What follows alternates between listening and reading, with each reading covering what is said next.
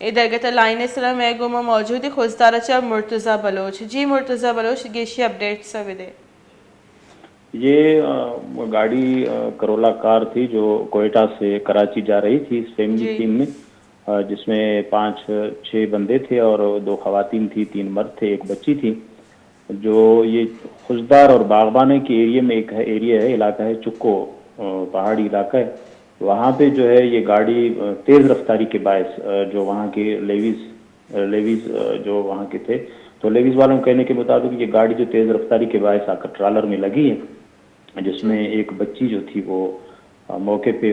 ہلاک ہو چکی ہے، فوت ہو گئی تھی، اور باقی 5 بندے جو ہے وہ زخمی تھے، جن کو اسپتال لے کر آئے تھے، اور اسپتال کے بعد پھر ان کو لے کر گئے کوئٹہ ایمبولینس کے ذریعے بھیج دیا۔